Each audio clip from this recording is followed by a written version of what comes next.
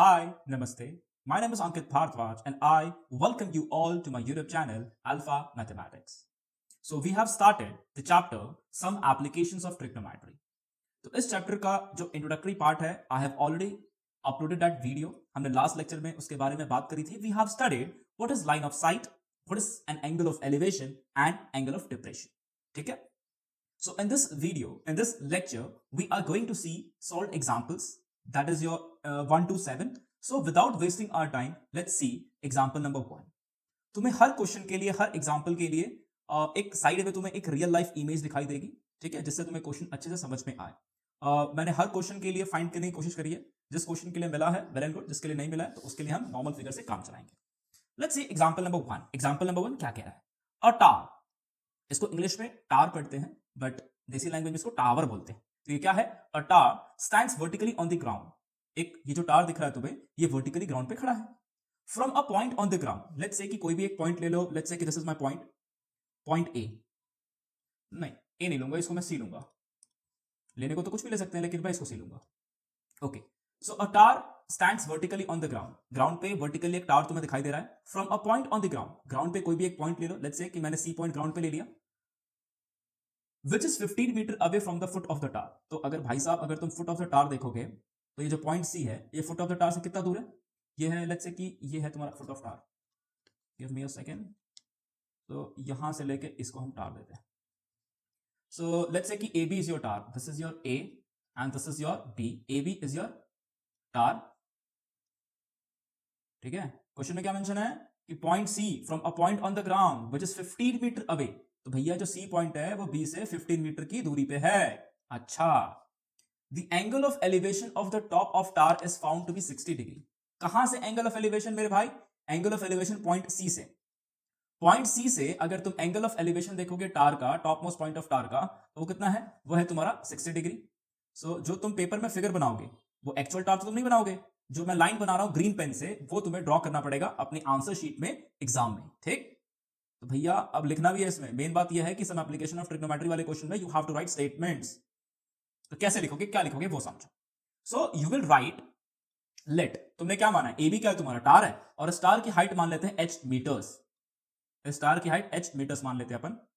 कहां गया पेन? ये लो, ये हो गया h मीटर. अब लिखना कैसे स्टेटमेंट वो देख लो. तुम्हें लिखना पड़ेगा let A B the tower.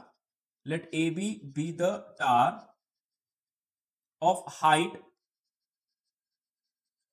h metre. क्या लिखोगे? Let A B the tower of height h metre and C B the point on the ground. And C B the point on the ground. C B the point on the ground which is 15 metre away. ठीक. अच्छा. अब क्या लिख सकते हो उसके बाद? ये हो गया. अब सीधा लिख लो इन ट्राइंगल एबीसी. अच्छा, एंगल ऑफ एलिवेशन मेंशन करना है, रहने दो. In triangle ABC angle B is equal to 90 degree and angle A C B is equal to 60 degree. इतना लिख दिया बहुत है कि भाई ए बी को तुमने टावर माना जिसकी हाइट h मीटर है और सी जो है वो तुम्हारे पॉइंट है ग्राउंड पे which is 15 metre away from the foot of the tower. Now तुम्हें एक ट्राइंगल दिखेगा in triangle ABC. Angle B is equal to 90 degree and angle ACB is equal to 60 degree. देखो, एंगल ऑफ एलिवेशन में confuse नहीं होना. Angle of elevation हमेशा एक तो तुम्हारी लाइन ऑफ साइट होगी और दूसरी तुम्हारी क्या होती है? हॉरिजॉन्टल लेवल होती है. तो यहां पे जो तुम्हारी ग्राउंड है, जो तुम्हारा ग्राउंड है, this ground straight line, this is your horizontal level. तो तुम्हें एंगल ऑफ एलिवेशन मिल गया. अब देखो, तुम्हें फाइंड क्या करना है? तुम्हें फाइंड करना है h की वैल्यू फाइंड करनी है. अब एक चीज समझो इस क्वेश्चन में. देखो, तुम्हें 60 डिग्री के रिस्पेक्ट में काम करना है. याद करो ट्रिग्नोमेट्री में मैंने पढ़ाया था एक राइट एंगल ट्रायंगल गिवन है. अब 60 डिग्री के रिस्पेक्ट में तेरे को h फाइंड करना है. 60 डिग्री के रिस्पेक्ट में तेरे को h फाइंड करना है और तेरे को 15 मीटर बीसी की जो लेंथ है वो गिवन है. अब तू मुझे बता, ये जो 60 डिग्री के रिस्पेक्ट में जो h है वो क्या है? बोल बोल जल्दी बोल. एंगल के अपोजिट वाली साइड को क्या बोलते हैं? एंगल की अपोजिट वाली साइड को परपेंडिकुलर बोलते हैं. और ये जो BC है ये क्या है? BC is your base. तो इसमें तुम दो ट्रिग्नोमेट्रिक रेशियो लगाओगे, मतलब दोनों में से कोई भी एक लगाओगे, तुम्हारा आंसर आ जाएगा. या तो तुम tan लगा लो या तुम cot लगा लो. बोलो क्या लगाना है?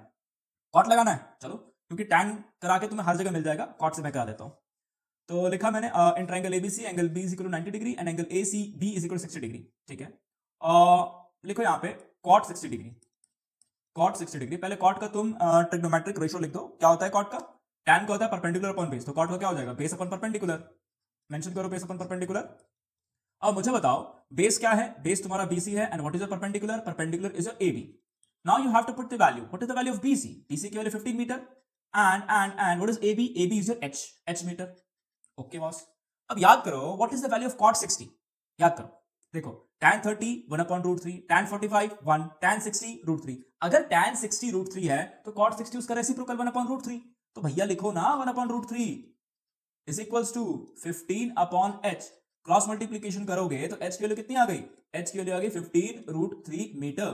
सो लास्ट में तुम्हें स्टेटमेंट लिखना पड़ेगा। क्या लिखोगे स्टेटमेंट में? मैं येलो पेन से यहां पे लिख रहा हूं, the height of the tower is, because ये है बोर्ड एग्जाम, ये कॉम्पिटेटिव एग्जाम नहीं है कि तुम्हें सिर्फ आंसर क्यों है और तुम्हें ऑप्शन मार्क करना है। You have to write the statement. The height of the tower is,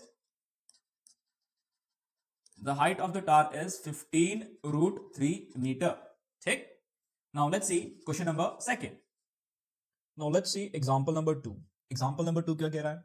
An electrician has to repair an electric fault on a pole of height 5 meter. भैया एक इलेक्ट्रिशियन है, उसको इलेक्ट्रिक फॉल्ट ठीक करना है electric pole पे, और electric pole की हाइट तुम्हें दी गई है, that is your 5 metre. So let's say कि this is your electric pole, this is your electric pole of total height 5 metre. इसका टोटल हाइट कितने गिवन है? टोटल हाइट तुम्हें 5 मीटर गिवन है। अब नेक्स्ट क्या कह रहा है? She needs to reach a point 1.3 metre below the top of the pole to undertake the repair work. अगर इसको रिपेयर वर्क करना है ना तो डायरेक्ट ये ऊपर जाके नहीं, यहाँ पे बैठ के चढ़ के फिर काम करना स्टार्ट कर देगा। इसे रिपेयर वर्क करना है तो इसे 1.3 मीटर बिलो द टॉप, मतलब टॉप से 1.3 मीटर नीचे। तो भैया ये रहा तुम्हारा टॉप, टॉप से यहां तक लेट्स से कि दिस इज योर 1.3 मीटर, ये यहां से लेके यहां तक इसे चढ़ना है, and this distance is 1.3 metre. तो मुझे एक चीज बताओ, ये टोटल 5 मीटर है, 5 में से ये 1.3 मीटर है, तो बच कितना गया? बताओ कितना बचा भाई, बोलो कितना बचा? 3.7 सही है? देखो फटाफट, तो ये बचा तुम्हारा, this complete is your 3.7, this is your blue वाला 3.7 मीटर। अब आगे की कहानी सुनो। What should be the length of the ladder? क्या पूछ रहा है? What should be the length of the ladder that she should use, which when inclined at an angle of 60 degree to the horizontal would enable her to reach the required position? अब देखो, of course ये चढ़ेगा तो बंदर की तरह तो नहीं चढ़ेगा ऊपर। कैसे चढ़ रहा है भाई? चढ़ रहा है कि चढ़ रही है? चढ़ रही है, शी बोला है। तो कैसे चढ़ रही है? Using the ladder. तो तुमसे पूछ रहा है कि जो बंदी, जो लेडर का जो लेंथ होगा, इस बंदी के लेडर का लेंथ वो कितना होगा। ठीक है भाई? तो लेट्स से कि मैं रेड से लेडर का बना देता हूं। So this is the ladder, और क्वेश्चन में और क्या मेंशन है? Which when incline at an angle of 60 degree to the horizontal. ये जो लेडर है ये हॉरिजॉन्टल से कितना डिग्री बना रहा है? 60 डिग्री बना रहा है। ठीक है भाई? सो this is your 60 degree. Red वाले से जो मैंने एंगल बनाया है, this is your 60 degree, and यहां पे है, ये है 90 डिग्री। इसको मैं ब्लैक से कर देता हूं, ब्लैक है ही नहीं मेरे पास, इसको मैं ग्रीन से कर देता हूं। This is your 90 degree. ठीक, अब नाम देना पड़ेगा। लेट्स से पोल का जो पूरा है उसको अपन नाम देते हैं ए बी। ए से लेके बी तक तुम्हारा टोटल हो गया पोल। उसके बाद इस पॉइंट को, दैट इज 1.3 मीटर बिलो, इसको सी नाम देते हैं, एंड जो लेटर हो गया तुम्हारा डी हो गया सी डी। चलो देखो, अब लिखोगे क्या? लिखना ज्यादा इंपॉर्टेंट है, फटाफट देखो। और ये हो गया तुम्हारा 90 डिग्री, इसको मैं रेड से ड्रॉ कर देता हूँ। This is your 90 degree. अब फटाफट देखो, लिखोगे क्या? क्या लिखोगे? देखो, let AB, let AB be the pole, let AB be the pole of height 5 meter, and C be the point, and C be the point 1.3 meter below the top, 1.3 meter below the top, and CD be the letter। बस इतना लिख दिया, बहुत है। And CD be the letter, इससे ज्यादा नहीं लिखना। क्या क्या लिखना है? let AB be the pole, let AB be the pole of height 5 meter and C be the point 1.3 meter below the top and CD be the letter। अब एक ट्राइंगल देखो, ट्राइंगल कौन सा है वो फटाफट देखो। ट्राइंगल का नाम मैं बता रहा हूं, ट्राइंगल BCD। ठीक है, ध्यान से देखो, ट्राइंगल BCD। यहाँ पे ड्रॉ भी कर देता हूँ। ये हो गया CB, ये हो गया D, और यहाँ से ये ऐसे, इसमें ये है 90 degree, and this is your 60 degree, ठीक है, this is your C, this is your B and this is your D. अब लिख लो in triangle B C D angle B is equal to 90 degree. देखो ये जो बीसी है, BC कितना है तुम्हारा, बीसी इज योर 3.7 मीटर, ये है तुम्हारा 7 मीटर, ठीक है भाई। अब देखो हमेशा जो भी ट्रिग्नोमेट्रिक रेशियो या ट्रिग्नोमेट्री का कॉन्सेप्ट होता है वो किसी ना किसी एंगल के रिस्पेक्ट में होता है। तो भैया 60 डिग्री के रिस्पेक्ट में तेरे को 3.7 पता है, और तेरा लेडर क्या था, सीडी क्या था, सीडी तेरा लेडर था। अगर मैं लेडर की लेंथ एल मान लेता हूं, एल मीटर्स, तो तेरे को क्या फाइंड करना है, तेरे को सीडी की लेंथ फाइंड करनी है। अब मुझे बता भाई मेरे कि 60 डिग्री के रिस्पेक्ट में, आई रिपीट 60 डिग्री के रिस्पेक्ट में बीसी क्या है तेरा, बीसी तेरा परपेंडिकुलर है, और एल जो फाइंड करना है वो 90 डिग्री के अपोजिट है। तो एल क्या हो गया तेरा, एल तेरा हो गया हाइपोटेनस। तो अब पता कौन सा ट्रिग्नोमेट्रिक रेशियो में तेरा परपेंडिकुलर और हाइपोटेनस का रिलेशन आता है, तो मेरे भाई लिखना साइन 60 डिग्री क्या होता है, perpendicular upon hypotenuse. What is perpendicular, BC, what is hypotenuse, CD. BC कितना है, बीसी तेरा 3.7 है, और सीडी कितना है, सीडी तेरा एल है। साइन 60 की वैल्यू याद करो, साइन 30 1/2, साइन 45 1/√2, साइन 60 कितना, साइन 60 हो गया तेरा √3, √3 is equal to 3.7 upon L हो गया। तो यहां से अगर एल की वैल्यू कैलकुलेट करोगे तो एल की वैल्यू कितनी आएगी, 3.7 अपॉन √3। अब देखो यहां पे आगे क्या मेंशन है कि √3 की वैल्यू कितनी लेनी है, 1.73। इसको मैं नेक्स्ट पेज पे करता हूं। एल क्या है, 3.7 अपॉन √3, और √3 की वैल्यू कितनी लेनी है, √3 की वैल्यू लेनी है 1.73। अब देखो डायरेक्टली मैं तुम्हें कह सकता हूं कि भाई 3.7 को कैलकुलेटर से डिवाइड किया मैंने, और आंसर कितना आ रहा है, आंसर तुम्हारा आ रहा है 3.7 डिवाइड बाय 1.73, आंसर आ रहा है 2.13, 2.138 अप्रॉक्स करके मैंने यहां पे बोल दिया तुमको कि भैया तुम ये लिख लो, ये तुम्हारा आंसर है। बट अगर मैं रियल लाइफ में इसको करूंगा नहीं ना तुम्हारे सामने, तब तक तुम्हें भी सेटिस्फेक्शन नहीं होगा, मुझे भी मजा नहीं आएगा। तो इसको हम सॉल्व करते हैं, इसको हम डिवाइड करके देखते हैं कितना आता है। तो ये क्या है, 3.7 अपॉन 1.73, पॉइंट हटा के ऊपर 2 जीरो और इसका आगे, ठीक है, इसको मैं लिख सकता हूँ ना 370 डिवाइड बाय 173। किसी को डाउट है तो बताओ मेरे को। क्या किया है मैंने, पॉइंट के आगे मैं 1 जीरो लगा दूं, 2 जीरो लगा दूं, 3 जीरो लगा दूं, 4 जीरो लगा दूं, कुछ फर्क नहीं पड़ता है, कोई फर्क नहीं पड़ता है। तो मैंने 1 जीरो लगा दिया पॉइंट के बाद यहां पे। उसके बाद दोनों का अगर मैं पॉइंट हटाता हूं तो ऊपर क्या हो जाएगा 370, और नीचे क्या हो जाएगा 173। इसको डिवाइड करना है, तो डिवाइड करोगे तो देखो कितना आंसर आता है, 370 को, अगर तुम 370 को 173 से डिवाइड करोगे तो 1732 से करोगे तो कितना होगा बताओ, 3 2 6, 7 2 14 4 हाथ में 346 आ रहा है। इसको सॉल्व करोगे तो कितना आएगा, 4 आएगा, यहाँ से 2 आएगा, यहाँ पे पॉइंट लगा के तुम जीरो कर दो, और ये 1 से जाएगा 173 आएगा, और 10 में से 3 जाएगा 7, और यहाँ पे कितना हो जाएगा 13, 13 में साझा कितना बचेगा मेरे भाई बताओ, 6 आएगा। अच्छा यहाँ पे जीरो लिख लो। अब 173 कितने से जाएगा, ये 4 से करके देखो जा रहा है क्या, 4 3 12 हाथ में, 7 20 29 के 9 हाथ में दो, 692, तो ये 3 से जाएगा। आ गया तुम्हारा 2.13, आंसर लिख दो 2.13 अप्रॉक्स। तुम्हारे सामने मैंने लाइव डिवाइड करके दिखाया है। So this is your answer. नीचे स्टेटमेंट लिखना मत भूलना मेरे भाई। स्टेटमेंट क्या लिखोगे, the length of the ladder is, the length of the ladder is 2.13 metre, bracket में लिखना अप्रॉक्स, ठीक है।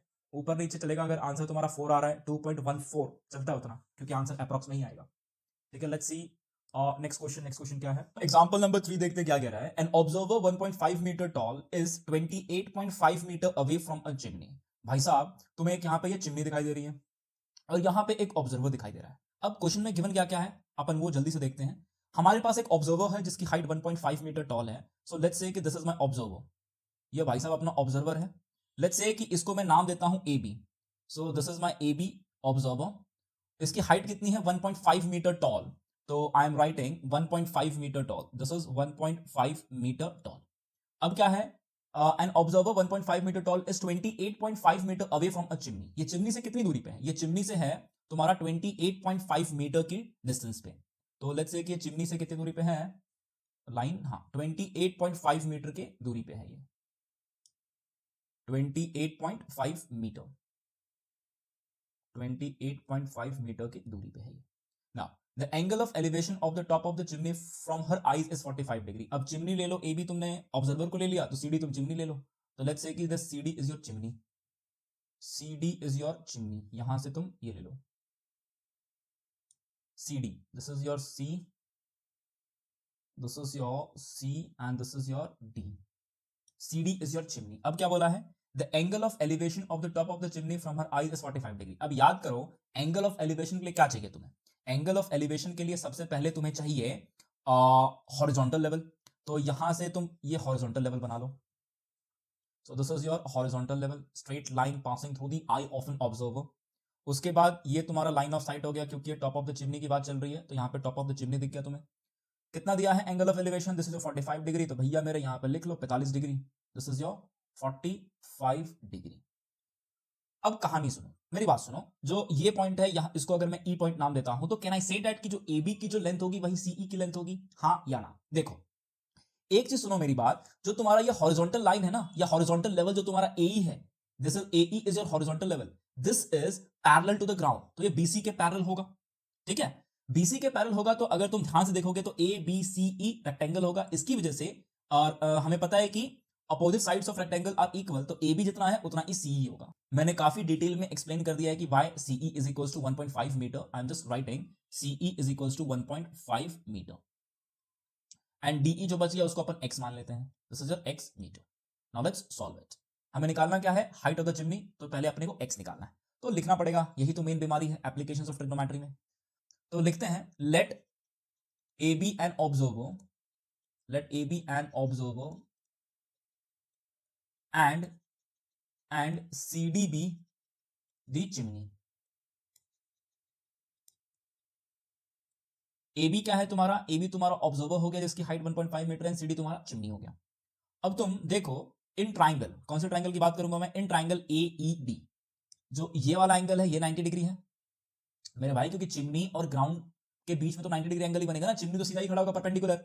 अगर ये 90 है तो ये वाला एंगल डी ई ए भी 90 हो जाएगा. क्यों 90 हो जाएगा? क्योंकि A E is parallel to B C. याद करो एंगल्स वाला जो तुम्हारा चैप्टर था क्लास 9th में, कौन सा? कॉरस्पॉन्डिंग एंगल्स, एक छोड़ के एक. ठीक है, तो ये भी 90 हो गया. अब मैं लिख रहा हूं सीधा, और कुछ लिखूंगा मैं इसमें. अब मैं सीधा सॉल्व करूंगा. देखो in triangle A E D, in triangle A E D angle E is equal to 90 degree. ठीक है, उसके बाद देखो 45 डिग्री के रिस्पेक्ट में, 45 डिग्री के रिस्पेक्ट में जो तुम्हारा एक्स है, एक्स क्या है? X is your perpendicular. तो एक्स हो गया तुम्हारा परपेंडिकुलर. और ये वाली जो साइड है ना ए ई भी कितना हो जाएगा तुम्हारा? 28.5 मीटर. क्यों हो जाएगा? मैंने अभी एक्सप्लेन किया था. ए बी सी ई तुम्हारा रेक्टेंगल है. क्यों रेक्टेंगल है? क्योंकि A E is parallel to B C है एंड ये एक एंगल 90 डिग्री हो गया. तो इसकी वजह से जो तुम्हारी अपोजिट साइड्स होगी वो इक्वल हो जाएगी. अब यहां तक तुम्हें समझ में आ गया ए ई 28.5 क्यों हो गया. अब याद करो ट्रिग्नोमेट्री में हम जो भी काम करते हैं with respect to some angle करते हैं. तो यहां पे 45 डिग्री के रिस्पेक्ट में अभी मैंने बताया था डीई तुम्हारा परपेंडिकुलर हो गया. एंड 28.5 जो तुम्हें गिवन है that is your nothing but it is the base. है ना बेस? रेड से लिखना दो. This is your base. अब याद करो इन triangle A E D perpendicular upon base कौन सा ट्रिग्नोमेट्रिक रेशो होता है? तो मैं सीधा लिख रहा हूं tan 45 degree is equals to क्या होता है? Perpendicular upon base. परपेंडिकुलर कौन सी साइड है? डीई है. बेस कौन सी साइड है? एई है. डीई कितना है? एक्स. और तुम्हारा एई कितना है? एई इज योर 28.5. उसके बाद tan 45 कितना होता है? tan 45 1 होता है. So 1 is equals to x upon 28.5. तो यहां से x की वैल्यू कितनी आ जाएगी? x की वैल्यू आ जाएगी 28.5 मीटर. तो you will right total length of the chimney, total length of the chimney कितनी हो जाएगी तुम्हारी? DE plus CE. डीई कितना है तुम्हारा? अभी तुमने x निकाला था 28.5, उसमें ऐड कितना करना है? सीई कितना है? 1.5 मीटर. कितना हो जाएगा? 30 मीटर हो जाएगा मेरे भाई. हो गया. कितना सिंपल क्वेश्चन है. आई होप तुम्हें समझ में भी आया होगा. Now let's see our next question. Let's see example number 4.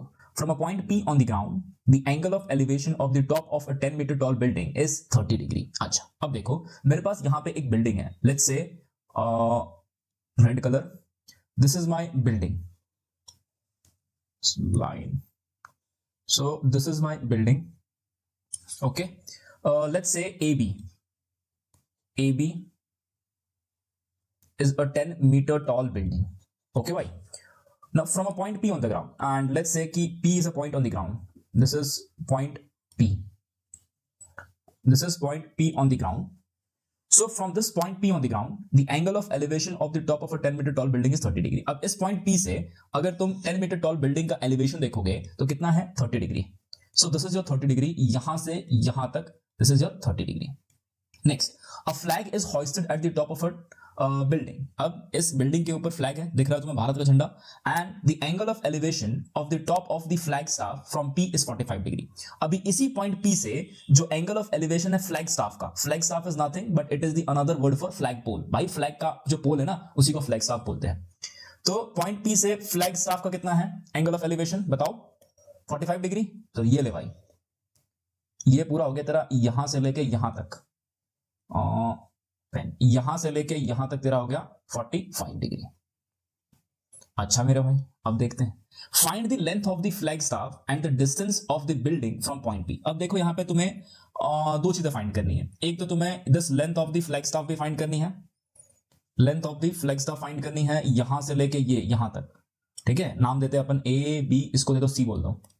जो top of the flag staff इसको सी बोल दो, ये ए हो गया यहां पे, नीचे बी हो गया, ये पी हो गया.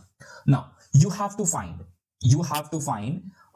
the length of the flag staff. मतलब तुम्हें ये x मीटर, x की वैल्यू फाइंड करनी है. और x कहां से लेके कहां तक है, x इज योर c से लेके a तक.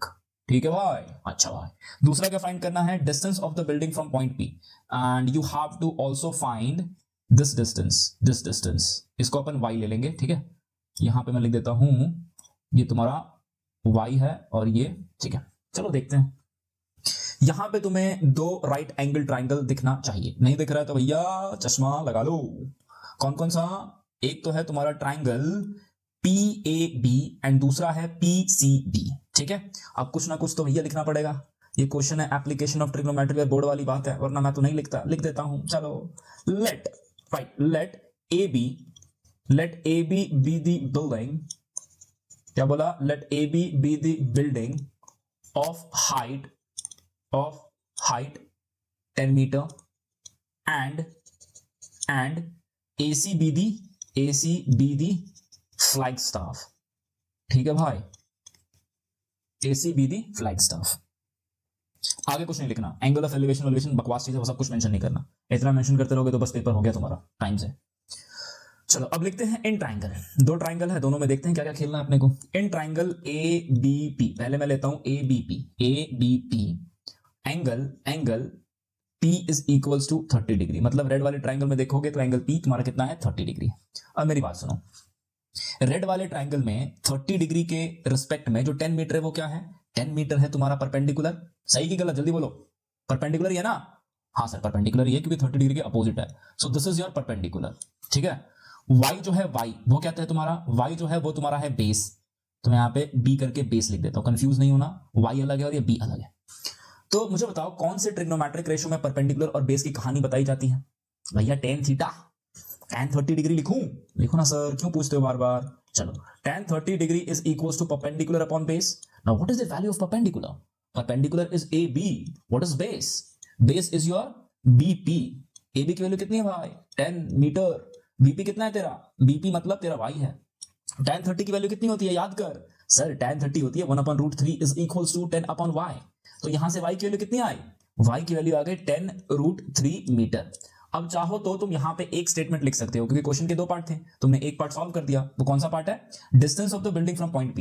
तो यहां पे तुम लिख सकते हो पॉइंट P इज, यहीं पे लिख दो, point P is 10√3 metre away from the building. Away from the building ये आगे अपना कंप्लीट कर लेना. मतलब तुमने y की वैल्यू निकाल दी. y की वैल्यू कितनी आ गई, मैं साइड में लिख रहा हूं, यहां पे लिख देता हूं y इज इक्वल्स टू कितना भैया 10√3 मीटर. 10√3 मीटर. अब सुनो, अब मैं इरेज कर रहा हूं इसको क्योंकि मैं इसी पेज पे आगे जो सेकंड पार्ट है उसको सॉल्व करूंगा. तो अगर तुम लिखना चाहते हो तो वीडियो पॉज करो, नोट डाउन करो, फिर आगे बढ़ेंगे अपन. चलो नेक्स्ट देखो, अभी कौन सा ट्राइंगल लेना है तुम्हें. अभी तुम्हारे पास ट्राइंगल है दूसरा ट्राइंगल ग्रीन वाला. देखो ट्राइंगल CBP. अगर ग्रीन वाले ट्राइंगल में देखोगे in triangle in triangle CBP angle B is equal to 90 degree. अब बड़े वाले ट्राइंगल में देखोगे तो 45 डिग्री, देखो याद देखो यहां पे ध्यान से, 45 डिग्री के अपोजिट वाली साइड कौन सी है? CB है। तो CB तुम्हारा पूरा क्या हो जाएगा? परपेंडिकुलर हो जाएगा, और नीचे Y तुम्हारा बेस है। ठीक है, ध्यान से ऑब्जर्व करो, विजुअलाइज करो। बड़े वाले ट्राइंगल में CBP में 45 डिग्री के अपोजिट वाली साइड है तुम्हारी CB। तो CB क्या है तुम्हारा? परपेंडिकुलर। मैं यहां पे साइड में लिख देता हूं, तुम भूलना मत, कंफ्यूज मत हो। CB तुम्हारी परपेंडिकुलर हो गई। बड़े वाले ट्राइंगल में ही CBP में जो Y है तुम्हारा वो क्या है? बेस है। तो इसको बेस लिखो, कौन सी साइड? BP। और BP की वैल्यू कितनी है तुम पहले से निकाल के बैठे हो, 10√3 मीटर। अब कुछ नहीं करना तुम्हें, याद करो परपेंडिकुलर और बेस कौन सा ट्रिग्नोमेट्रिक रेशियो? tan कितना? 45। तो tan 45 degree is equals to perpendicular upon base. Perpendicular कौन सी साइड? CB। बेस कौन सी साइड? BP। CB पता है क्या तेरे को? CB कहां है? CB हाँ CB पता है। CB को मैं लिख सकता हूं सर 10 + x, क्योंकि CB दो चीजों से मिलकर बना है ना, CA + AB। CA तो x है और AB कितना है तेरा? 10 है, तो 10 + x लिख दिया सर मैंने। BP कितना है पता है सर? यस सर, BP है 10√3 मीटर। tan 45 कितना होता है sir? tan 45 is equal to 1। So 1 is equal to 10 + x upon 10√3। Cross multiply करोगे या 10 को उधर भेजोगे 10√3 को, तो क्या हो जाएगा? 10√3 इज इक्वल टू 10 + x। अगर आगे सॉल्व करोगे तो कितना हो जाएगा? x इज इक्वल्स टू 10 को उधर भेजोगे तो 10√3 माइनस 10। 10 कॉमन निकाल लो, 10 अगर कॉमन निकाल लिया तो बचा क्या? √3 - 1 मीटर। तो क्या लिखोगे? Length of the flag staff कितना है? x की वैल्यू कितनी है? सो you will right the length of the flag staff is the length of the flag staff, the length of the flag staff is कितना? 10 bracket में √3 - 1 metre. ठीक है, 10 bracket में √3 - 1 metre. So this was your example number 4. Now let's see example number 5. Let's see example 5. The shadow of a tower standing on a level ground is found to be 45 meter long. अच्छा, इसको समझने से पहले एक चीज समझो। Let's say कि यहां पे एक बंदा खड़ा हुआ है, ठीक है। मेरी ड्राइंग काफी अच्छी है, ठीक है, कंफ्यूज नहीं होना मेरी ड्राइंग देख के, ठीक है। तो यहां पे क्या है? एक बंदा खड़ा हुआ है जिसकी मैं मुंडी बना देता हूं, ये उसकी मुंडी बना देते हैं। दिस इज अ पर्सन, ठीक है भाई।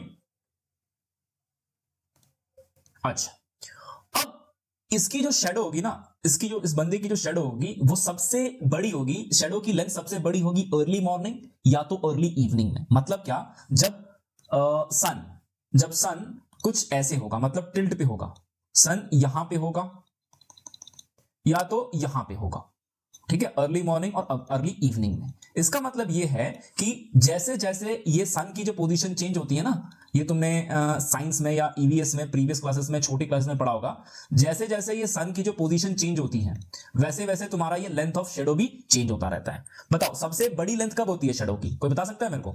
सबसे बड़ी लेंथ होती है या तो अर्ली मॉर्निंग या तो अर्ली इवनिंग, और सबसे छोटी कब होती है? एग्जैक्टली आफ्टरनून 12 बजे सबसे छोटी शेडो होती है, ठीक है। इसी कॉन्सेप्ट का, इसी चीज का इस क्वेश्चन में अपन यूज करने वाले हैं, ठीक है। अब क्वेश्चन देखो, द शेडो ऑफ अ टार। तो एक टार की जरूरत है, तो इसमें मेरे पास एआई इमेजेस नहीं है, तो मुझे एक टार ड्रॉ करना ही पड़ेगा। This is my tar, and एक ग्राउंड के लिए एक लाइन बना लेते हैं कि दिस इज आवर ग्राउंड। ये अपना ग्राउंड हो गया, एंड दिस इज योर टार। अच्छा, अब क्या कह रहा है ये? The shadow of a tar standing on a level ground is found to be 40 meter longer when the sun altitude is 30 degree than when it is 60 degree. भैया सन की दो एल्टीट्यूड गिवन है, मतलब दो एंगल ऑफ एलिवेशन गिवन है, तो इस question में प्यार से तुम एक बार बना लो 30 डिग्री, एक बार तुम बना लो कितना 30 और 60, एक बार बना लो तुम 30 डिग्री। देखेंगे कौन सा 30 है कौन सा 60 है, वो तो बात की बात है, दो बना लो, ठीक है। अब मुझे बताओ इसमें से 30 कौन सा, 60 कौन सा? अरे मेरे भाई, अगर तुम किसी भी चीज को देखो, ध्यान से देखो इस चीज को। अच्छा, ध्यान से मेरी एक बात सुनो। लेट्स से कि मेरे पास यहां पे एक बिल्डिंग है, ठीक है, दिस इज माय बिल्डिंग। अगर कोई इंसान, अगर कोई आदमी इसको बहुत पास से देख रहा है, लेट्स से कि ये यहां से देख रहा है, ए पोजीशन से देख रहा है और एक बारी बी पोजीशन से देख रहा है, तो तुम मुझे बताओ जो ए पोजीशन वाला एंगल ऑफ एलिवेशन ज्यादा होगा या बी पोजीशन वाला? अबे साफ साफ बात है ना, अगर किसी भी बिल्डिंग को अगर तू सबसे पास से देखेगा तेरे को मुंडी ज्यादा उठानी पड़ेगी, ज्यादा मुंडी उठानी पड़ेगी, मतलब ए के केस में एंगल ऑफ एलिवेशन ज्यादा मेरे भाई, और दूर से देखेगा तो मुंडी कम उठानी पड़ेगी, तो बी के केस में एंगल ऑफ एलिवेशन कम होता है। तो सिमिलरली जो पास वाला एंगल होगा वो कितना होगा? वही तो है 45 डिग्री सर। अच्छा, और जो दूर वाला है वो एंगल ऑफ एलिवेशन कितना होगा? सर ये तो 30 डिग्री है सर। अच्छा, अब देखते क्या कह रहा है। The shadow of a tower standing on a level ground is found to be 40 metre longer when the sun altitude is 30 degree. जब 30 डिग्री पे है तो जो इसका लेंथ ऑफ द शेडो है वो 40 मीटर लॉन्गर है। Find the height of the tower. अच्छा, सबसे पहले मैं हाइट ऑफ द टार इसको h ले लेता हूं। दिस इज द h, ठीक है। अच्छा, अब मुझे बताओ 30 डिग्री पे क्या हो रहा है तुम्हारा? 40 मीटर ज्यादा है ना, तो समझो इस चीज को। लेट्स से कि यहां पे तुम्हारा सन है, 45 डिग्री के वाले के केस में बात कर रहा हूं। इस टाइम पे जो तुम्हारा सन का एल्टीट्यूड है यहां से, ये 45 डिग्री पे है तुम्हारा, ठीक है। तो 45 डिग्री पे है तो तुम्हारा लेंथ ऑफ शेडो कितना बनेगा भैया? ये सूरज की किरणें ऐसे आएगी तो इसका जो शेडो बनेगा, शेडो तो इतना ही बनेगा ना। This is the shadow 45 degree के केस में, हाँ या ना, जल्दी बताओ। हाँ, तो इसको मैं लेट्स से कि मैं x मीटर मान लेता हूं, मुझे नहीं पता ना कितना है। तो 45 डिग्री के केस में मैं क्या कर रहा हूं, जो लेंथ ऑफ शेडो है उसको मैं x मीटर मान लेता हूं। यहां से लेके यहां तक x मीटर है। अब क्या हुआ, अब सूरज और थोड़ा नीचे चला गया, पहले यहां पे था, अब कहां, अब यहां पे आ गया, ठीक है। सूरज कहां, अब यहां पे आ गया। अब जब जाएगा, अब इसकी जो सनरेज आएंगी ऐसे आएंगी तो लेंथ ऑफ शेडो कितना हो जाएगा? ये तो बनेगा, लेकिन यहां से लेके पूरा यहां तक है ना 30 डिग्री के केस में, ये पूरा राइट। अगर ये पूरा है तो क्या बोला है क्वेश्चन में, जब 30 डिग्री पे है तो 40 मीटर लॉन्गर, मतलब पहले से x है तो x से 40 मीटर ज्यादा, तो this distance become 40 metre. I hope this concept तुम्हें समझ में आया होगा। आई होप ये कॉन्सेप्ट तुम्हें अच्छे से समझ में आया होगा। शेडो वाला नहीं आया कमेंट सेक्शन में लिखना। I try to make one small video on this. Interesting है ये कॉन्सेप्ट। अच्छा जी, देखो जी आगे जी फटाफट जी। अब ये कैसे मिटेगा? ये मिटाऊंगा तो पूरा मिट जाएगा ये तो, चलो रहने देते हैं थोड़ा सा। चलो भैया आगे देखो। अच्छा, नाम देते हैं, नाम लिखना पड़ेगा, बिना नाम के मजा नहीं आता मैथ्स में। ई हो गया तुम्हारा ए, ये हो गया तुम्हारा बी, ये हो गया तुम्हारा सी, और ये पॉइंट हो गया तुम्हारा डी। ठीक, गलती कर दी यार मैंने, फिगर बहुत बड़ा बना दिया। चलो देखते हैं लिखना क्या क्या है तुम्हें। लिखना पड़ेगा लेट ए बी दी टार। टार ही ना, हाँ, लेट ए बी दी टार, तुम्हारे भाषा में tower. Let A B the tower of height h metre. h metre का हो गया तुम्हारा। आगे सब कुछ नहीं लिखूंगा मैं, यहां पे ये 90 डिग्री। अगेन तुम्हें दो राइट एंगल ट्राइंगल दिखना चाहिए, नहीं दिख रहा मैं दिखाऊंगा। सबसे पहले लेते हैं छोटा वाला, in triangle A B D, angle B is equals to 90 degree. Therefore क्या, देयरफॉर नहीं लिखना कुछ भी, ठीक है। उसके बाद इसमें लगाओ, देखो ये है 45 डिग्री। 45 डिग्री के रिस्पेक्ट में h क्या है तेरा? परपेंडिकुलर है ना, परपेंडिकुलर, ये है तेरा परपेंडिकुलर, और जो x है वो तेरा है बेस, तो लगा दे परपेंडिकुलर अपॉन बेस। तो इसमें लिख दे tan 45 degree is equals to perpendicular upon base. Now perpendicular is your AB, base is your BD। AB कितना है? AB तेरा h है, और BD कितना है? BD तेरा x है। tan 45 कितना होता है? 1 is equals to h upon x। इसका मतलब क्या हुआ, h की वैल्यू किसके इक्वल है? h की वैल्यू x के इक्वल है। ठीक, अभी दूसरा ट्राइंगल देखो, इन ट्राइंगल, अभी छोटा वाला था, बड़ा वाला लेंगे। In triangle A B C, angle B is equals to 90 degree. अब क्या लगाओगे? tan 30 वही लगा दो, tan ही लगाना पड़ेगा, क्योंकि tan 30 के रिस्पेक्ट में ये परपेंडिकुलर हो जाएगा, और ये पूरा बड़ा वाला ये पूरा तुम्हारा बेस हो जाएगा। तो इसमें लिख लो tan 30 degree is equals to perpendicular upon base. Perpendicular कौन सी साइड? A B. बेस कौन सी साइड? बेस तेरा पूरा BC हो जाएगा। tan 30 कितना होता है? 1/√3। ए बी कितना है भाई? ए बी तेरा h है, और BC कितना है? BC x प्लस 40, पूरा है x प्लस 40। तो यहां से x plus 40 is equals to √3 into h।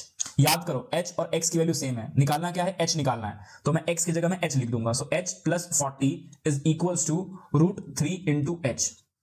ठीक, अभी नेक्स्ट पेज पे लेके चलता हूं मैं इस चीज को, h प्लस 40 √3h।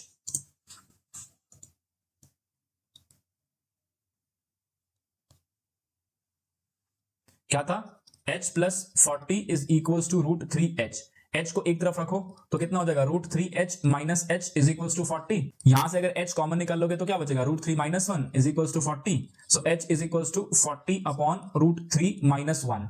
अब इसको रैशनलाइज करना है, 40 अपॉन √3 माइनस 1, ऊपर नीचे दोनों को √3 प्लस 1 और √3 प्लस 1 से मल्टीप्लाई कर दो, तो ये हो जाएगा 40 √3 प्लस 1, और यहां पे लगाओगे a plus B into A minus B, तो √3 का स्क्वायर 3 और माइनस 1 का स्क्वायर 1, तो ये हो जाएगा 3 माइनस 1 2 हो जाएगा। सो ये हो जाएगा 40 upon 2 into √3 plus 1।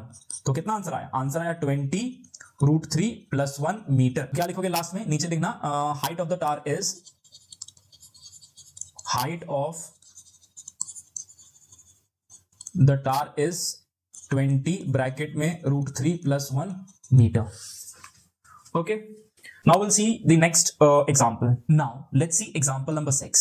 The angles of depression of the top and bottom of an 8-meter tall building from the top of a multi-storied building are 30 degree and 45 degree respectively. अब मेरी बात ध्यान से सुनो तुम, ठीक? सबसे पहली बात, तुम्हें दो बिल्डिंग दी है, एक है multi storeyed building.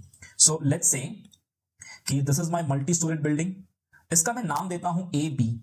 This is A and this is B. This is a multi-storied building. And तुम्हारे पास एक दूसरी 8 मीटर टॉल बिल्डिंग गिवन है. Let's say this is my 8 metre tall building. This is CD. ये हो गया तुम्हारा C and this is your D. This is your 8 metre tall building. ठीक. अभी एक ग्राउंड के लिए this is your ground. Okay. अब क्या कह रहा है? तुम्हें एंगल ऑफ डिप्रेशन निकालना है. तो एंगल ऑफ डिप्रेशन कहां से निकालना है? मल्टी स्टोरेड बिल्डिंग के छत पे सबसे ऊपर चले जाओ, वहां से दो चीज का एंगल ऑफ डिप्रेशन तुम्हें गिवन है. जो 8 मीटर टॉल बिल्डिंग है उसका टॉप एंड उसका बॉटम लिखो भैया. तो ए से, अच्छा एक चीज, एंगल ऑफ डिप्रेशन निकालने के लिए तुम्हें एक चीज पहले निकालना पड़ेगा या पहले ड्रॉ करना पड़ेगा, that is a horizontal line. तो ये हॉरिजॉन्टल लाइन तुमने ड्रॉ कर लिया. अभी यहां से अब लिखो तुम, अब निकालो तुम एंगल ऑफ डिप्रेशन. तो ए पॉइंट से अगर एंगल ऑफ डिप्रेशन, एक तो हो गया टॉप का और दूसरा हो गया तुम्हारा बॉटम का. एक होगा छोटा एंगल, एक होगा बड़ा एंगल. जो छोटा वाला है उसको 30 डिग्री बता दो. सो this is your Chhotu, this is white वाला इज योर छोटू, तो इसको तुम 30 डिग्री बता दो. एंड जो येलो से मैं करूंगा वो बड़ा वाला है, तो वो तुम्हारा 45 डिग्री हो गया. अच्छा, अब दूसरी चीज सुनो, इंपॉर्टेंट. इसमें फिगर इंपॉर्टेंट है. फिगर समझ में आ गया? फिगर तुमने ड्रॉ कर लिया, तुम्हारा आधा काम हो चुका है. जो तुमने हॉरिजॉन्टल लाइन ड्रॉ किया ना, हॉरिजॉन्टल लेवल जो तुमने बनाया है, this is your horizontal level. मैं पूरा चलो लिख देता हूं, this is your horizontal level. ये जो हॉरिजॉन्टल लेवल होता है ना, it is parallel to the ground. मतलब जो ग्रीन वाली लाइन है, दिस एंड दिस येलो वाली line, they are parallel to each other. अब अगर ये पैरेलल है तो देखो यहां पे z बन रहा है. कहां पे? जरा ध्यान से देखना, मैं कहां पे ड्रॉ करूंगा. दिस, यहां से लेके यहां तक पैरेलल भी है, z भी बन रहा है. इसका मतलब क्या मेरे भाई? इसका मतलब this angle is 45 degree. This angle is 45 degree. Tell me the reason. Alternate interior angle. अच्छा, अभी अगर मैं ये लाइन यहां पे ज्वाइन कर देता हूं, लेट्स से कि this is E, this is your E point. ठीक है, this is your E point. अगर मैं E पॉइंट ज्वाइन कर देता हूं तो सिमिलरली, अभी मैं देखना दोबारा ड्रॉ कर रहा हूं, दिस यहां पे z बन रहा है, तो ये भी 30 डिग्री हो जाएगा. कौन सा? ये अगर 30 है तो यहां पे this becomes 30. Reason same, alternate interior angle. ये है तुम्हारा फिगर. ये इंपॉर्टेंट है, ये समझ में आ गया, आधा काम तुम्हारा हो जाएगा. ये 90 डिग्री है, तो अच्छा ब्लू कलर दिख नहीं रहा है ना तुम्हें, ग्रीन. अगर this is your 90 degree, this is your 90 degree, तो भैया दिस इज ऑल्सो 90 डिग्री. यहां पे CD अगर 8 मीटर है तो ये भी 8 मीटर है. ठीक है, रीजन जो CE है वो BD के पैरेलल है और एक 90 डिग्री आ गया, तो ये रेक्टेंगल फॉर्म हो गया. ठीक, अच्छा जी.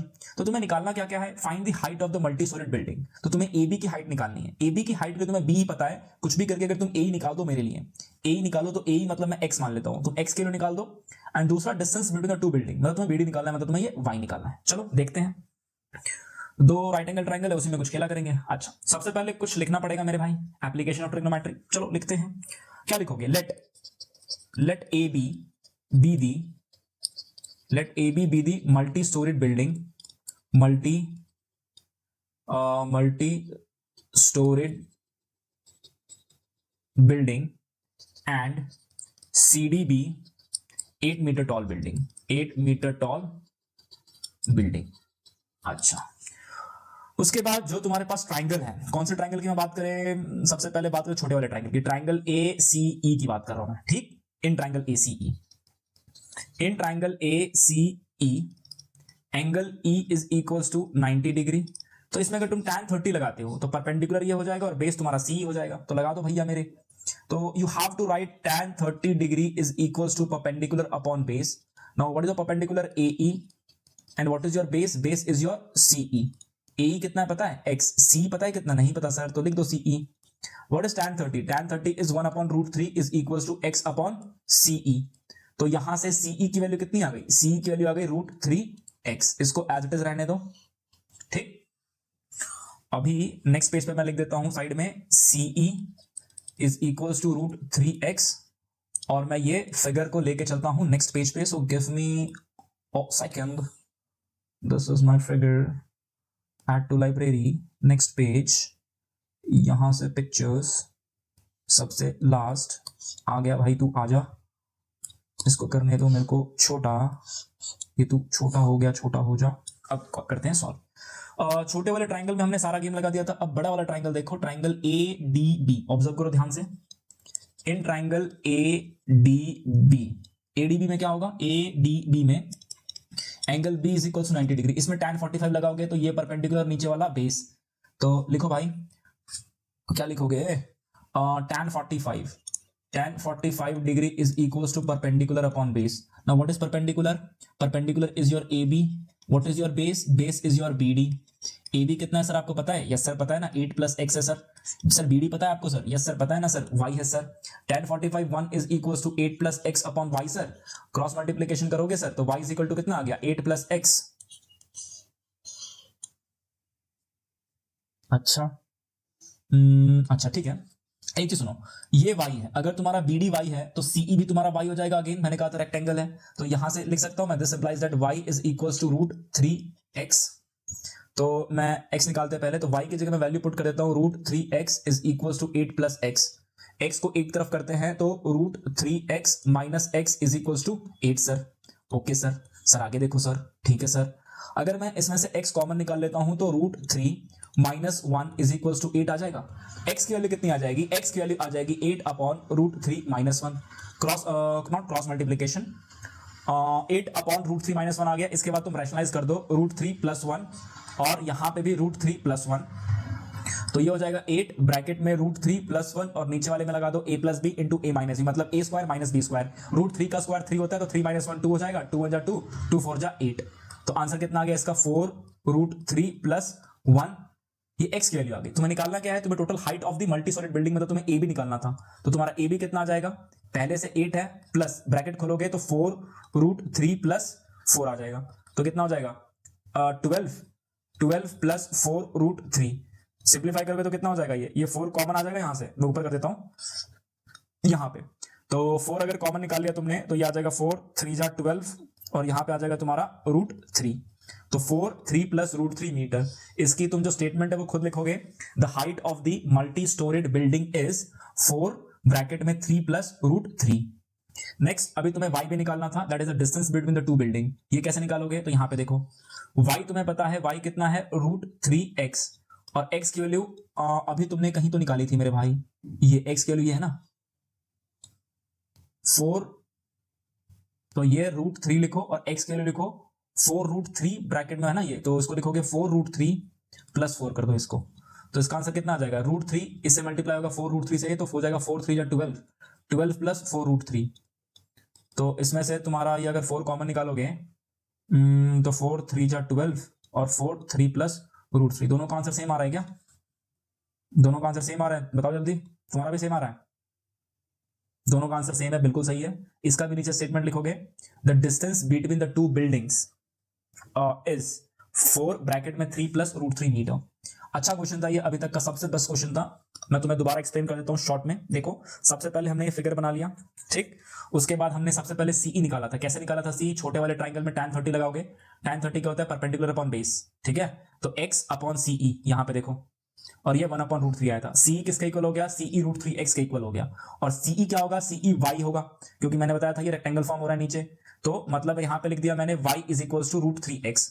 आगे मैंने सेम कॉपी किया है, y is equal to √3x।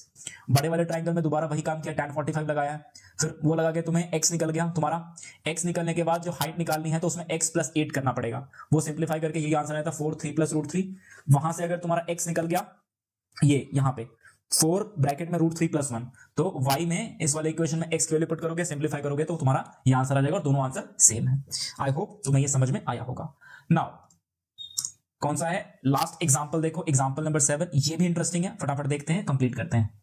क्या कह रहा है, देखो, from a point on a bridge across a river, मैं देखो एग्जांपल नंबर 7 देखते हैं। From a point on a bridge across a river, the angles of depression of the banks on opposite side of the river are 30 degree and 45 degree। एक एक line को तोड़ते हैं, समझते हैं। From a point on a bridge, let's say कि मैं bridge पे कोई भी एक पॉइंट ले लेता हूं, ये यूज करते हैं, इसमें येलो दिखेगा नहीं, रेड दिखेगा, ब्लू यूज करते हैं। लेट्स से कि दिस इज माय पॉइंट, यहां पे एक पॉइंट है, ठीक।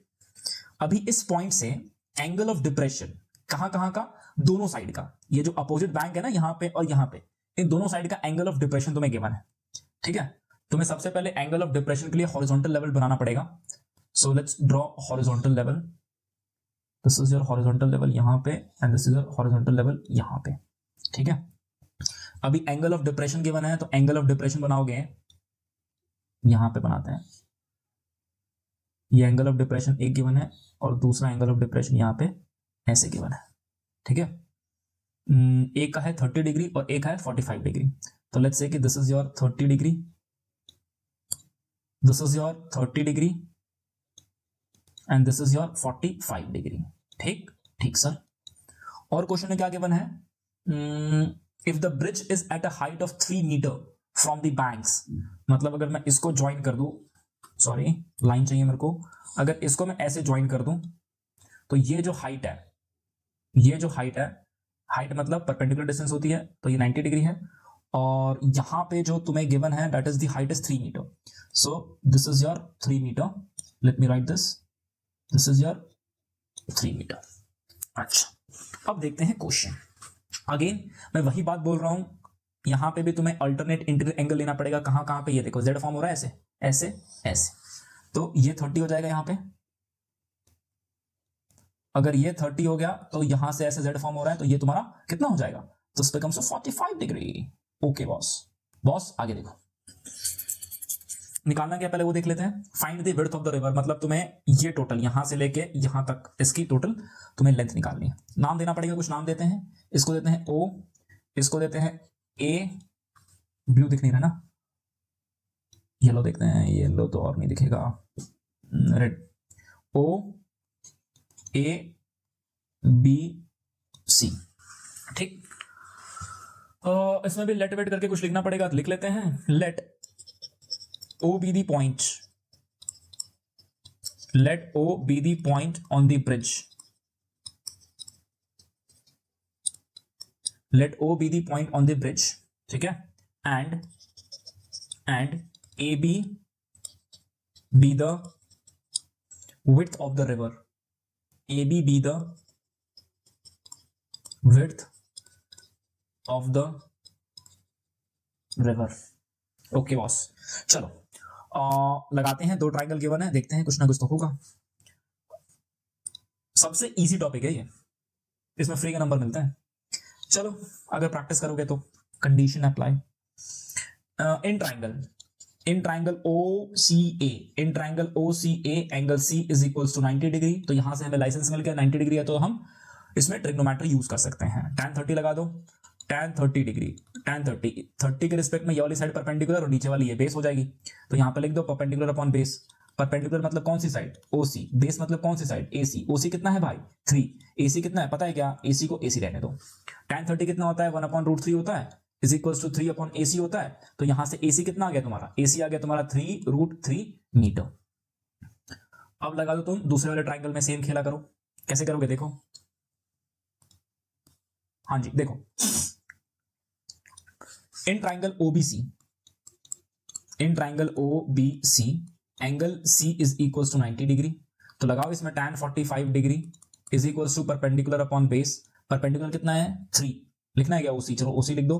बेस कितना है BC लिख दो। OC कितना आपको पता है 3 है सर, BC पता है कितना है, no sir.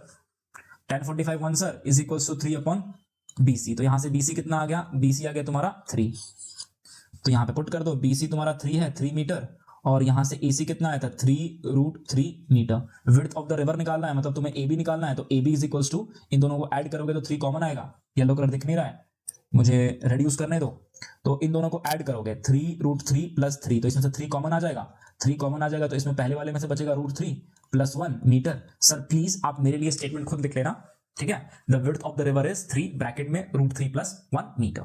So that's it for now. हमने साथ के साथ एग्जांपल, सॉल्व एग्जांपल देखे हैं, समझे हैं, and in the next video will learn और विल स्टार्ट द एक्सरसाइज, एक ही एक्सरसाइज इस चैप्टर में। Okay, thank you very much.